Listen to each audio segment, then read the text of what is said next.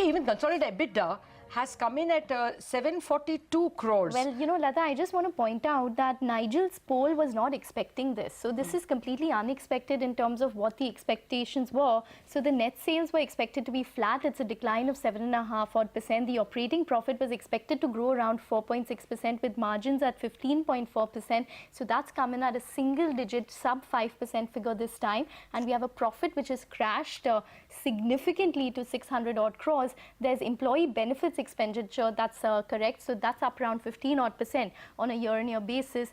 There's lower tax outflow. There's nothing which really stands out except for an operating miss, which Coal India seems to have reported this time. We have Dipan Mehta with us actually to talk about the CPI numbers. But before we get to that, Dipan, I wanted your thoughts on Coal India. It seems to be a completely dismal set of numbers. Yeah, well, I think completely unexplainable at this point of time, but I'm sure the management will come out with a release and explain the decline. But this is the problem with buying commodities and PSU companies. There's so much of volatility in their earnings that you are prone to negative as well as positive surprises. And that doesn't give a good, comfortable feeling to a long-term investor. You can never get that secular growth story in such businesses. And, end of the day, there are commodity cycles when you can ride them, but they're not long-term value creators. Yeah, this is looking, one can't understand. The revenue number is not very different. Nigel's poll had expected 16,800. I think they have done 16,200. Okay, it is less than what Nigel's poll forecast, and therefore, even compared to the previous year, it would come in at about 4-5% lower.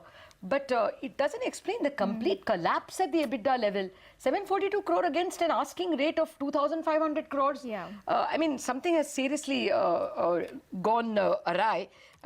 Maybe there is a perfectly legitimate explanation for it. At the moment, I don't have the table in front of me. I'm just reading out from. Yes, employee expenses are higher, but they're just 1,000 crore higher.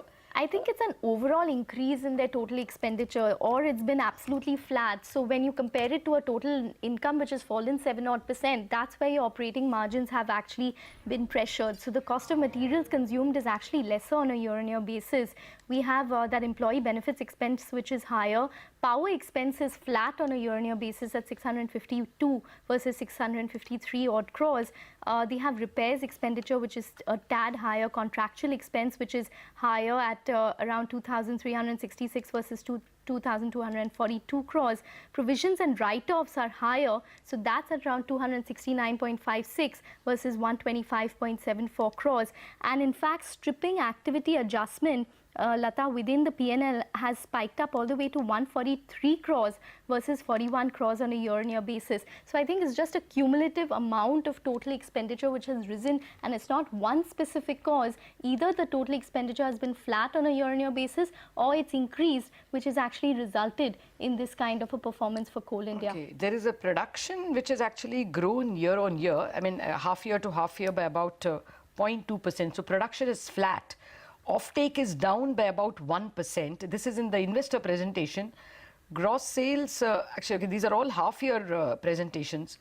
We have to really wait for a more detailed presentation to be able to give an idea of what has gone so particularly wrong, so severely wrong. There is a presentation attached, but that is more in terms of the quantity of coal. I think the FSA coal has, the average realization has come in at 1,200 rupees per ton, and the e-auction coal, of course, is higher at 1,400 rupees. But we really have to compare this with the year-ago numbers and the expectation numbers. But this clearly is looking like a fairly bad set of numbers coming in from Coal India.